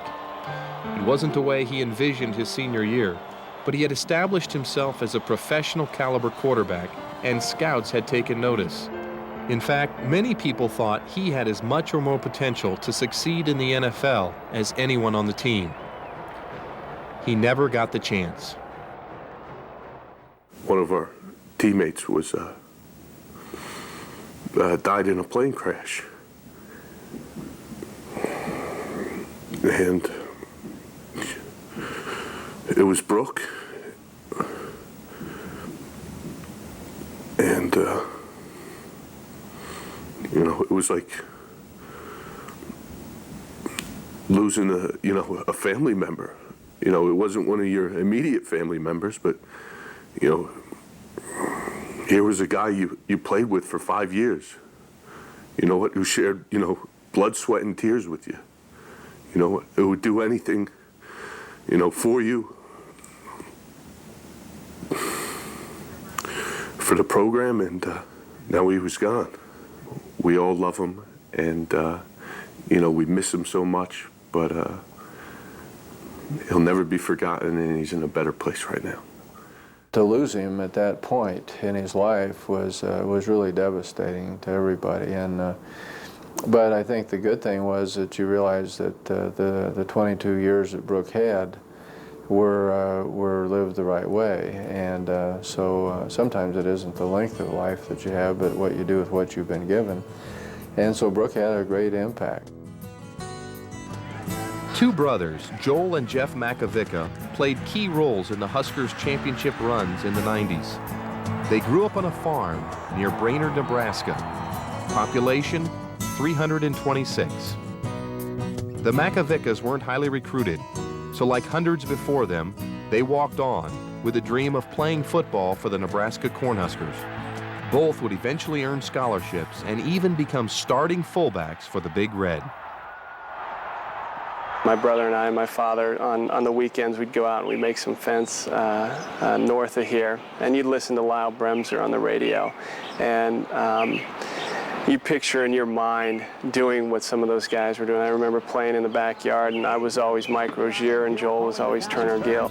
Flips off to Rozier. Rozier turns. He's going to run a touchdown! Touchdown! Holy cow! Like thousands of young men across the state, they yearned to be part of the Nebraska football tradition. Both Jeff and his younger brother Joel shunned other opportunities and became a part of one of the greatest traditions in Husker athletics. I think if you're a Nebraska kid and you go there, you lay it all on the line, you know, and I think whether that be in the weight room, whether that be at practice, whether that be in the games, they're going to lay it all on the line because they've grown up watching it and they've grown up knowing what it's all about and what it takes to play there. And I think one of the special things a lot of the Nebraska kids bring to the program is they've been around it, so they know what it takes and are going to do anything possible to, you know, continue the tradition. The inception for that work ethic was essentially the walk-on players, and most of them were from small towns and rural areas, and they knew something about working hard, and they would come here and just try to work so hard that they'd get a chance to play. And I think that work ethic kind of permeated the squad. Nebraska is considered by most to have the best walk-on program in all of college football. Husker walk-ons come from all over the state. Some mature into starters and even All-Americans. Others dedicate 5 years and rarely make it into a game, but even their contribution is undeniable. I think one of the big benefits of the walk-on program is the infectious nature of these kids from Nebraska coming in and paying for their school and walking on and just wanting to get that scholarship. Some of these blue chip All-Americans that come from across the United States that have all this talent, they see these kids working hard, and they see this kid on the scout team going 100 miles an hour, and if you're not ready for him, you're going to look bad in front of the coach. Even if you are a high school All-American, you're going to look bad from this walk-on going 100%. So it's a good thing for the program, and it keeps the other guys on their toes because they know that there are guys there that'll hit them in the mouth if they take that play off. You know, they're almost in a way what Nebraska football stands for, you know, like a blue-collar, middle-class, just, you know, working your ass off type deal. Without a doubt, one of the reasons why Nebraska football is where it is today.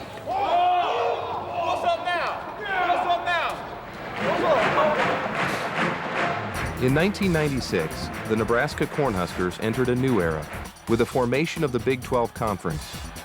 NU began the '96 season as the nation's #1 ranked team, but the Huskers were upset twice, early by Arizona State and later by Texas in the Big 12 championship game, and finished #6 in the country. By 1997, almost all of the key players from the national championship teams were gone.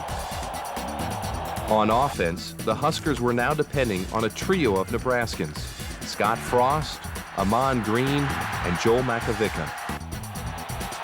Defensively, Grant Wistrom and Jason Peter were two of the most talented and vocal leaders in Husker history. Wistrom's leadership skills were on display when he spoke to his teammates on the pregame psych-up tape before the Huskers' third game of the season. Now is the time, and this is the place. We're going to go out there, and we're going to beat the #2 team in the country in their home stadium, and after we do that, there's no way anybody can deny that we're one of the best teams in the country, all right? We're going to move up in the polls. It's going to get us in a good position to where we need to be at the end of the season going for Miami. Let's go! Scott Frost scored a pair of touchdowns in the opening quarter, lifting Nebraska to a lead that would grow to 21-0 midway through the second. Any hopes that Washington had were crushed in old-time Husker fashion. NU rushed for nearly 400 yards in a 27-14 win that in reality wasn't even that close. And I remember going into the game, I think we were ranked like 5th or 6th or something, and they were ranked 2nd in the country. And most people were picking them. And you know, we went up and, you know, we felt like we had something to prove, and we came out of the gate strong and finished it. I think we had myself, Amon, and Joel all rushed for 100 yards almost or over, and just took them apart. And, you know, that was an exciting game to go out and perform like that. Really kind of set the table for the rest of the year. In crushing Washington's championship hopes, the Huskers ignited theirs. They were back on the road to #1, but the ride wasn't a smooth one. What was ahead for the Big Red was another season of high emotion, controversy, and drama that no one could have expected. The Huskers moved up to 3rd in the national polls. By the end of October, they were back on top and on a roll heading into a mid-season date with Oklahoma. Every generation had a signature NU-OU shootout to recall. While the '97 edition was more knockout than shootout, it was one of the most memorable. The two teams were now in the Big 12 Conference, but in different divisions. The scheduling would no longer call for them to play annually. Thus, the first day of November 1997 marked the end of an era for this great rivalry. But the day provided a happy ending for the Huskers, their fans, and for Tom Osborne. In demolishing the once proud Sooner program 69-7, the game turned out to be a mere formality for a post-game celebration for Tom Osborne that was 25 years and 250 wins in the making, a milestone he reached faster than any coach in history. Ironically, he got there by beating Oklahoma for the 7th straight year. Getting win number 251 wasn't so easy. The Huskers needed every bit of his genius and a little luck the following week at Missouri. Amidst the colorful backdrop of Columbia and surrounded by a sellout crowd, the two teams put on a dramatic show that even Hollywood couldn't have scripted. what transpired was simply a college football classic. Late in the fourth quarter, the Tigers took a 38-31 lead. With just 2 minutes remaining, an upset seemed imminent. After a trade of possessions, Nebraska had the ball with 62 seconds left, and everyone was caught up in the drama of the moment. The only time I ever saw him nervous was in that Missouri game on the last drive. He was over there holding his little sheet, and the paper was shaking. His hands were shaking a little bit, and that's the only time I remember seeing that. NU was 67 yards away from the end zone. The only option in the offense now was to put the ball in the air and to try to catch a miracle. Nebraska's national championship hopes would be all but gone without one. Third down. Frost to the middle. Juggle. Diving touchdown, Nebraska. Davison on the deflection. Nebraska's a point away from tying the game. In anticipation of the celebration, Tiger fans stormed the field, oblivious to what had taken place. The improbable touchdown and ensuing extra point through shaky field goal post tied the game at 38, sending it to overtime, where Nebraska finally delivered the knockout. 2 plays into the extra period, Nebraska scored, and the Blackshirts did not allow Missouri to answer. The Huskers survived, and so did their national championship hopes.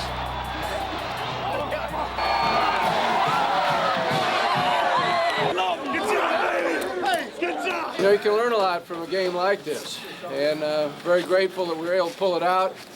Obviously, some things we need to do better, but the main thing is we hung in there, didn't give up, pulled together, and let's finish it out now. You know, we got about 4 more games to win, and let's win them all, okay? No one's stopping them. Yeah. So I think you can use this momentum to go all the way. Now, I don't know what the polls will do. We can't worry about that. But if we win the rest of them, I think we're going to be where we want to be. Great job. Great job. Despite winning, NU fell from the top spot to number 3 in the national polls. A week later, they were second. Michigan was now the nation's top-ranked team. And unlike the '96 Fiesta Bowl, there was no way for 1 versus 2 to meet, and a national debate was born. After surviving at Colorado in the regular season finale, NU dominated Texas A&M in the Big 12 championship game and earned a bid to play in the Orange Bowl against 3rd-ranked Tennessee. It was a game that had national title implications for both teams. However, the importance of the game and the future of Nebraska football took a dramatic turn on the afternoon of December 10th, 1997.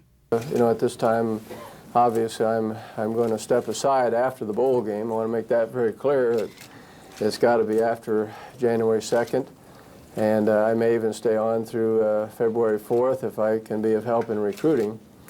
And I take my faith very seriously and examine that part of my life extensively. And I feel that at this time that it would be wrong for me to continue beyond this time. I just, some of you will not understand that, but some of you may. And I think in that sense, this is something that needs to happen. And if I were to go forward from this point as the coach, I would not feel good about the spiritual aspect of my life.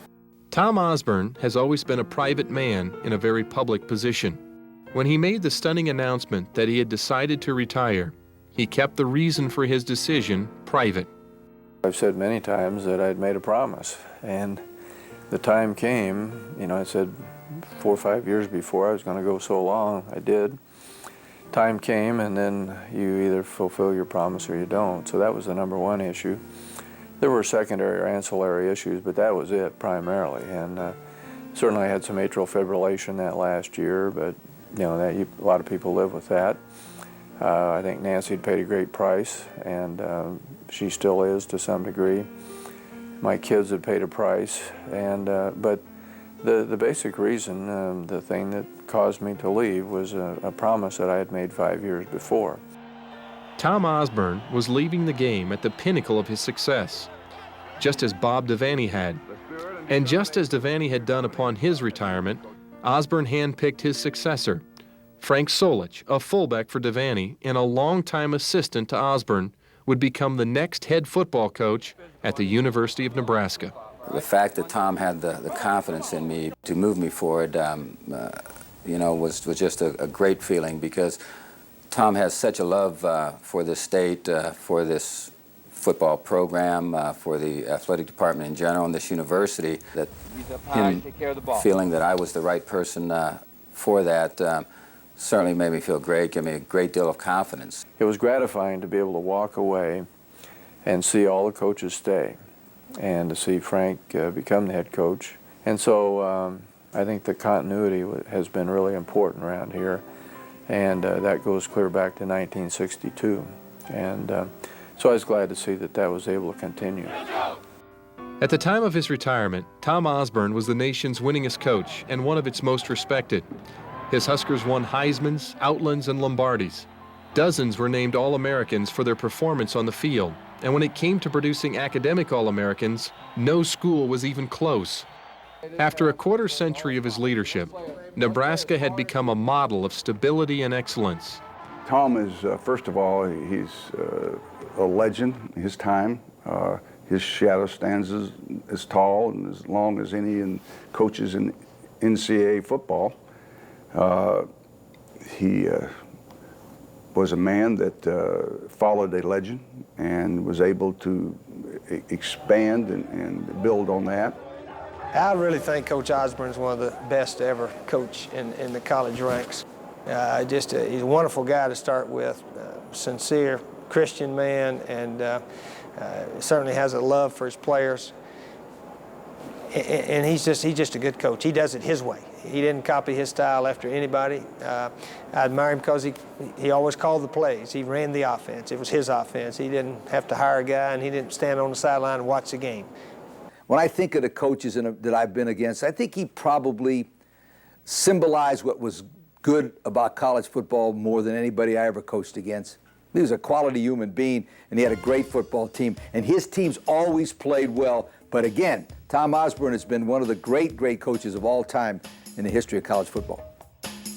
Despite the fact that the Huskers finished the '97 regular season unbeaten and champions of the Big 12, NU entered the bowl season ranked number 2 in both national polls. Michigan had assumed the top spot by a slim margin after Nebraska's overtime win at Missouri and never stumbled in winning the Big Ten title. Because of conference tie-ins to the bowl games, the Huskers and Wolverines would not meet on the field. How they played in their respective games was their final arguments to the juries deciding the national champion. Nebraska's task in the Orange Bowl was more formidable. Southeastern Conference champion and third-ranked Tennessee. Michigan had earned a trip to the Rose Bowl, where they played upset-minded Washington State. On January 2nd, the night before the Orange Bowl, the Huskers watched in the locker room as Michigan came from behind in the fourth quarter to beat Washington State in the Rose Bowl 21-16. There was a question whether the Huskers had any chance at the national title. The following day, just prior to leading his team onto the field for the final time, the coach had a few words of hope for his players. I remember going to the stadium and watching the game the night before, and looked good for Washington State for a while, and Michigan pulled it out. And, you know, that was tough, because then you feel like, well, even if we go out and win against the third-ranked team in the country, we might not have a chance to win a share of this. And I think what Coach Osborne said really motivated us, because he said, you know, the door's not a little bit open, it's a lot open. And, you know, we went into that game thinking that way. I think that some of you a little discouraged, disappointed about the Michigan game. But, fellas, as things have developed here, and I've thought about it, the door isn't just a little bit open. The door is fairly wide open for you. It just depends on what you want to do with it. We may not make it in both polls, but I'm convinced that if we go out and play like we can play, we'll make it in at least one. In the moments before the game, longtime defensive coordinator Charlie McBride met with his players. You guys know this is a big game for you, okay? It's a big game for one individual here that doesn't want it to be a big game for him, but you know what it is. Let's take these next 3 hours and let's dedicate it to one of the greatest football coaches, if not the greatest coach there ever was. Okay? Let's do that. And to you seniors, okay, God love you. You did everything that we've ever asked. I love you all of you. And I just want you to play your guts out and have some fun, okay? Okay, take a knee.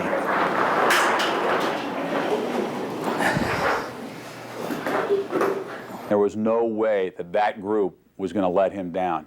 That was an intense team anyway, but that particular month leading up to that game, it was intensity off the charts. They were going to send him out a winner, and I think you know, every cell in the body of every one of those players had the same goal, and it was a powerful thing to see.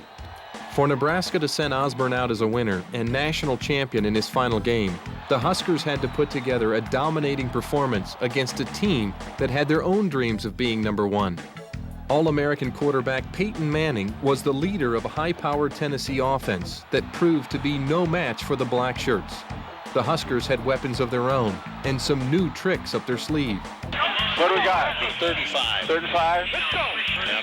Frank, do you want to stay with me? Okay.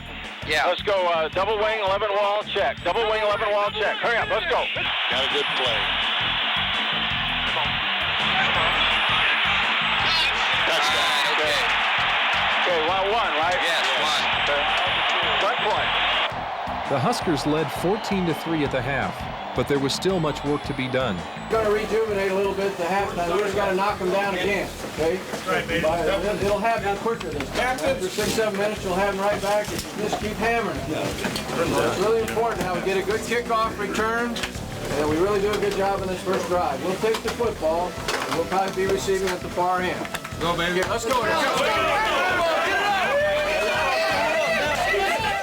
Nebraska outscored Tennessee 21-6 in the 3rd quarter. But as the 4th quarter was about to begin, an emotional Tom Osborne implored his defense to play harder. Shut them down. Now let's go! Let's get after these guys. That was ridiculous last time. Let's go! Don't let him run that ball down your throat. Now let's go! Let's go! Come on, Chad! If the Huskers needed to be impressive, they went beyond the call. By the end of the night, the players had done what they had set out to do. 2nd and 7. Okay, let's go tight left, 34 quarterback keep. Tight left, 34 quarterback keep.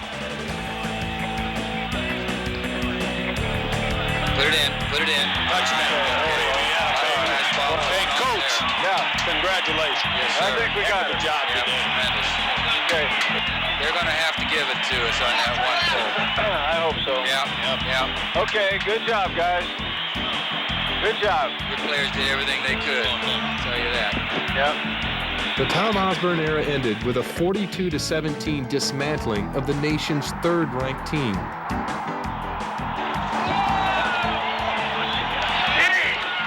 Let's go. Okay, guys. Let's go. That was gold. In the locker room following the Orange Bowl victory, there was celebration and sadness as Tom Osborne addressed his Huskers for the final time as Nebraska's head coach. But in my mind, you guys are clearly the national champions, and in your hearts, you know you are. And really, that's all that counts. I mean, the ring's nice, the trophy's nice. I hope we get it, we deserve it, but if we don't, we did everything we could and we won it, okay? So really proud of you. Thanks all for all you've done for me and the university, and for you guys coming back next year. Keep it going. You know, that's the only thing I want to see is keep it going and maintain this tradition.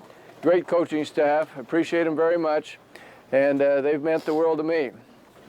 So we'll go on from here, and thanks for all you've done. Okay, guys?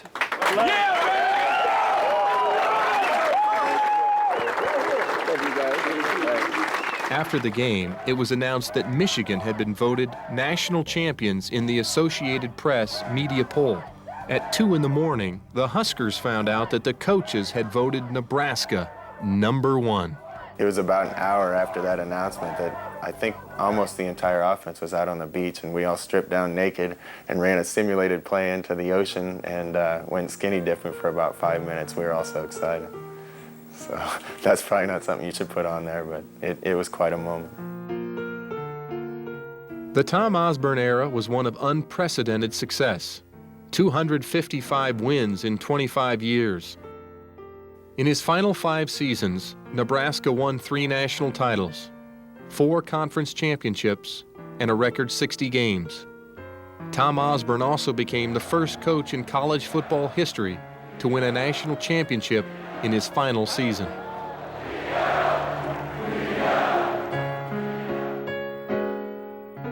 As Nebraska moved near the end of the century and into a new era, the Husker program would have direct lineage to its past with Frank Solich at the helm. The Nebraska fullback they used to call Fearless Frankie was now known as the head coach. It was as though he was groomed and destined for the position. Perhaps he, better than anyone but the man he succeeded, understood the high hopes and expectations of Nebraska football.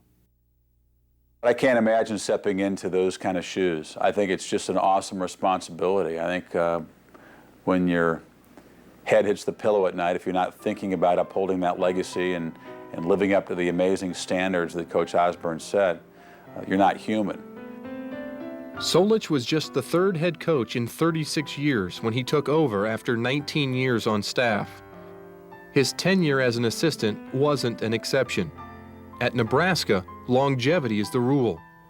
In an era when coaches' offices have turnstiles and business cards are printed in pencil, the stability of the Husker coaching staff is a key element in the success of Cornhusker football and the envy of its peers.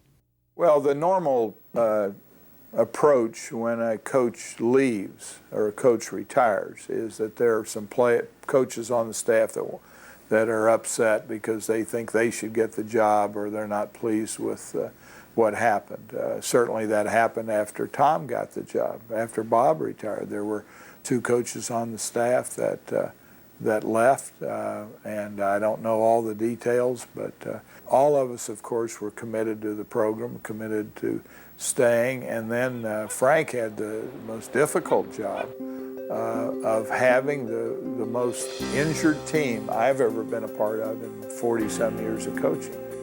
Solich was 9-4 in his first year replacing Osborne, but in the 3 years that followed, his teams were in national title contention twice, finishing 2nd in '99 and playing for the national title in 2001 against Miami in the Rose Bowl.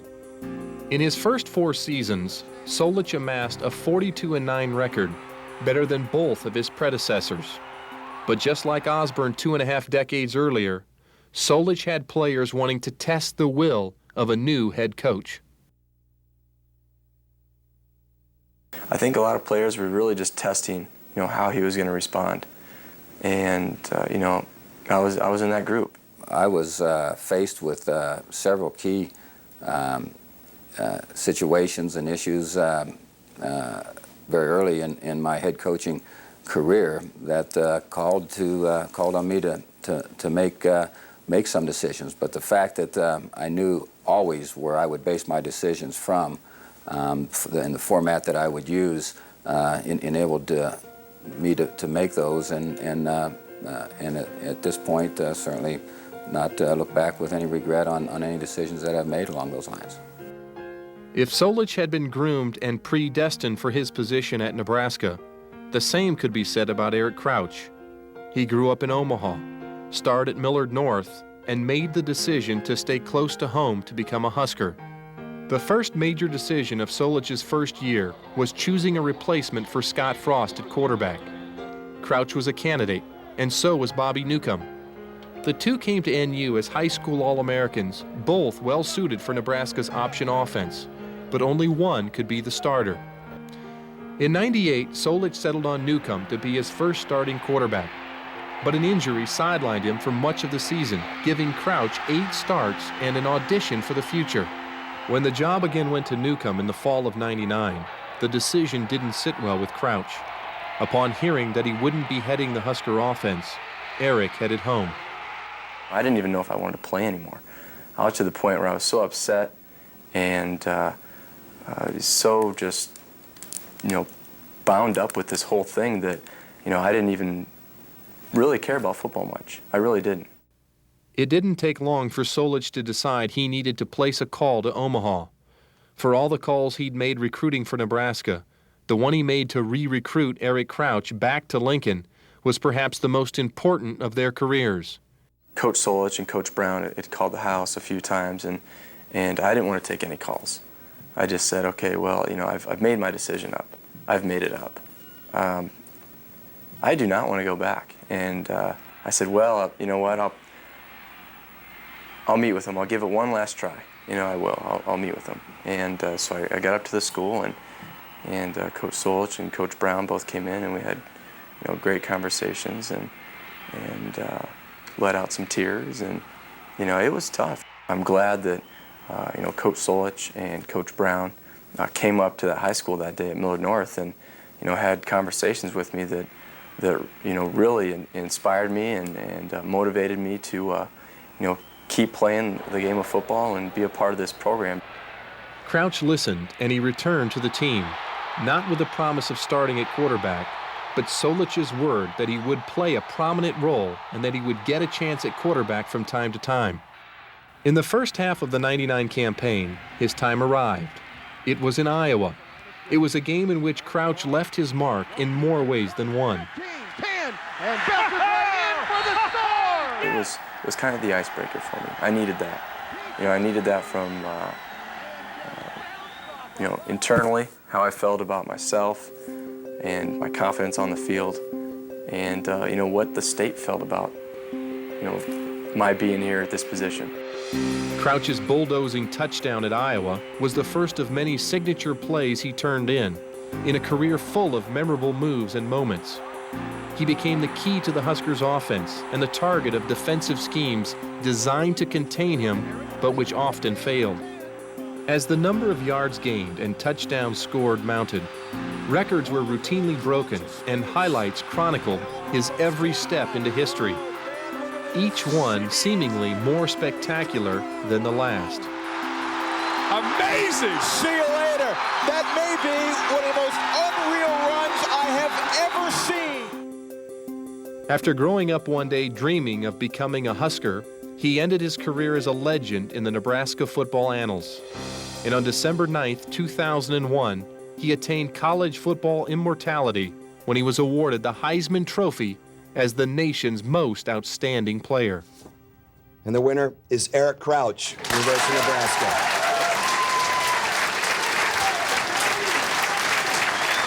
From outside, it looked calm, but no one could see my heart beating. That's for sure, because it was going. It was racing, and I was shocked. You know, I stood up, and after they read my name, it was like, I was shocked, but I was relieved. You know, it had been 2 years of answering Heisman questions and answering all the hype that it, you know, that right when that announcement came, it was all over.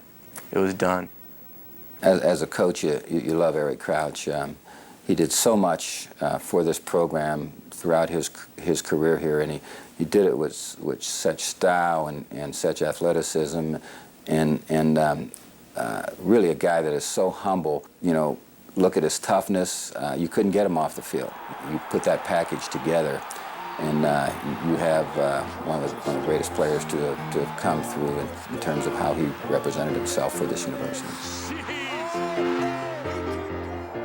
Whether their Husker heroes are blue-chip prospects or blue-collar walk-ons seems to be of little concern to Husker fans.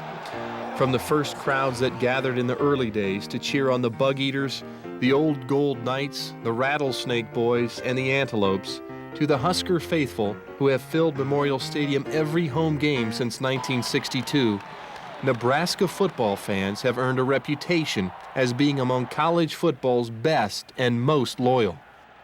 I think the perception is very good. I think that the general public realizes what great fans there are in Nebraska. I know that the last time they lost a game in here, I did the game, and Texas beat them.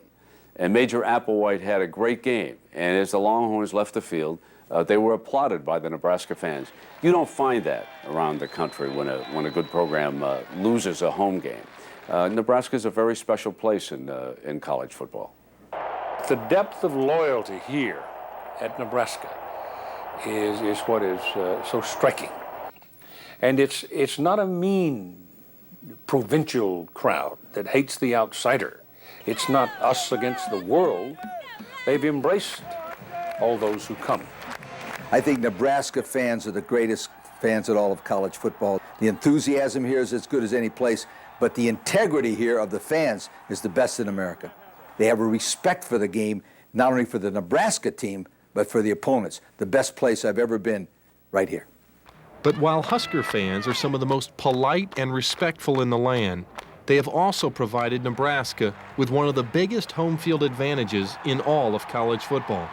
Well, I think when you walk in here and you see nothing but red, that doesn't exist anywhere else. I can't recall walking into a stadium anywhere else where you see such an amazing monochromatic scene and so much loyalty. When they're stirred up, when Nebraska's team is challenged, that's when this crowd can become one of the most intimidating in college football. Nothing in the NFL can compare to Nebraska football. The fans here at Nebraska are the best fans that I've ever come across, ever I've played in front of. We've got the classiest fans. I couldn't have asked, to play at a better place. I've been spoiled.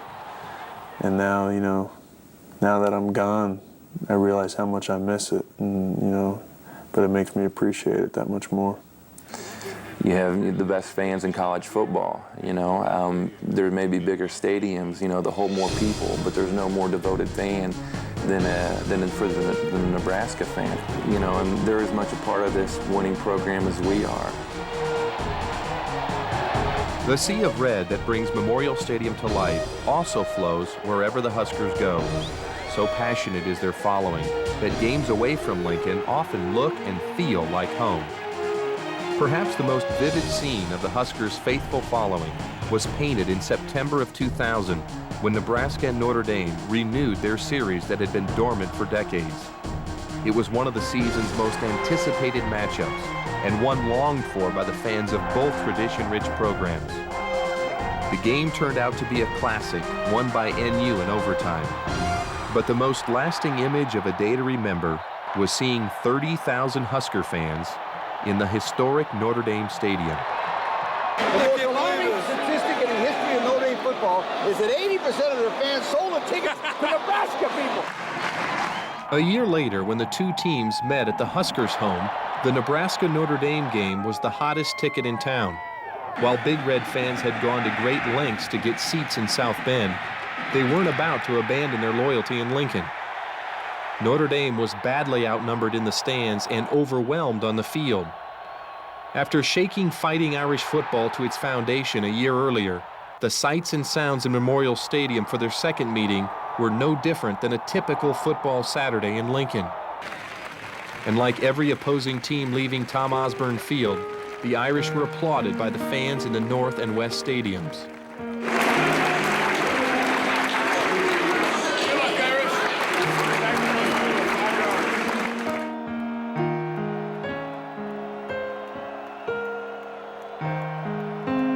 For more than a century, generations of Husker fans across the state and country have celebrated the program's successes and survived its disappointments. From the first game to the new millennium, Nebraskans have always identified with the rugged nature of the game and the young men who work hard to play it well. The state of Nebraska and the Nebraska football team, there's no doubt there's just a tremendous mesh that goes together there, because when you're describing the people of the state of Nebraska, you're also describing the Nebraska football team. Thanks for coming. Enjoy the game. Nebraskans have a unique, uncanny ability to unify with one heartbeat, one purpose, and one pride. It's not a game. It's who Nebraskans are. It's their window to the world. It's how the world views them. And it's not more important than life itself.